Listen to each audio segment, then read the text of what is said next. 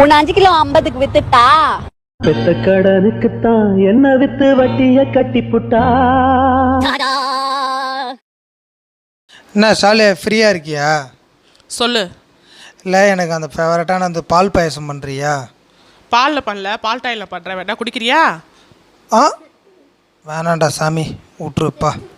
இனிமேலுக்கு பொண்டாட்டி பிள்ளைங்க மச்சினிச்சு மாமியா கீமியா எல்லாம் ஒன்னா கூடிட்டாங்க. நான் ரோட்ல நிக்கிறேன் கோயம்பேட்டுல. பகல்ல ஈ தொல்லை, நைட்ல கொசு தொல்லை. ஐயா, அங்க பிறந்த பொறப்பு அப்படியா? பொறப்பு அப்படி ஐயா. இத்தனை நாளா மனுஷனுடைய வாழ்க்கை இதோட முடிஞ்சு போச்சுன்னு நினைச்சோம் ஐயா. இப்பதாயா தெரியுது ஒவ்வொரு மனிதனுக்கும் உண்மையான வாழ்க்கை இங்க இருக்குன்னு.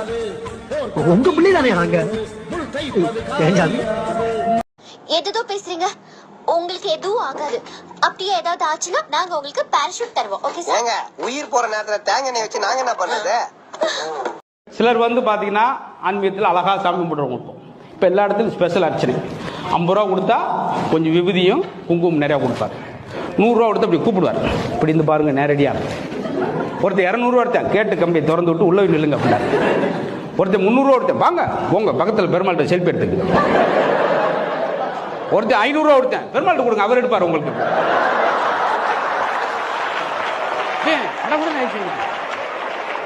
என்ன சார் சொல்றீங்க?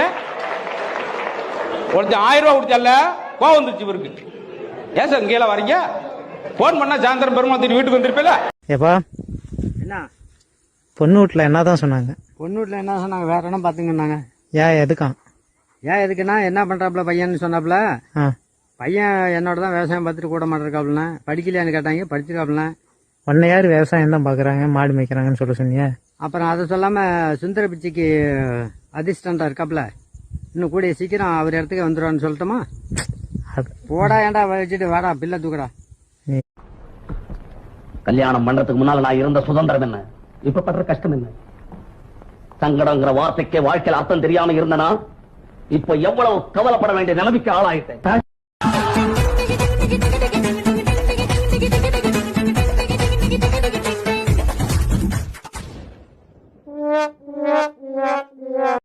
ஹாய் ஃப்ரெண்ட்ஸ், என் பையனை என் பொண்ணு செம்ம கோவத்தில் உட்காந்து பார்த்துட்டு இருக்காங்க. என்னடா திடீர்னு ஞாயிற்றுக்கிழமை கோவத்தில் இருக்காங்கன்னு பார்த்தா வெண்டைக்காய் குழம்பு, வெண்டைக்காய் காரக்குழம்பு, கேரட் பொருள், வத்தல் வறுத்து வச்சுருக்காங்க, சாதம்.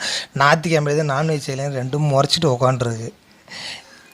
பிரதர், எந்த வீட்டுல ஆம்பளைங்க சமைக்கிறாங்களோ அந்த வீட்டுல குபரப்படுத்திட்டு நான் போக மாட்டேன்னு சொல்லுவானா? பெத்தவளுக்கு சமைச்சு போட்டா செத்தப்புற ஸ்வர்க்கம், கட்டினவளுக்கு சமைச்சு போட்டா வாழும்போதே ஸ்வர்க்கம். இனிமே குடிக்காம இருப்பீங்களா? குடிக்காம இருக்கா? அது எப்படி நான் நம்புறது? சொல்லுவது உண்மையில வச்சுதான் நீ நம்பணும். தெருவில் போய் நம்ப முடியல, வடபள்ளி பஸ் ஸ்டாண்ட்ல போய் நம்ப முடியும். எப்போ அவங்களே உங்க கூட வருவாங்களா? யாரு கூட? நம்பிக்கை தான் வாழ்க்கை, வாழ்க்கை தான் நம்பிக்கை. நம்பிக்கை தான் நம்பி விட்டுருந்தேன் எல்லாத்தையும்.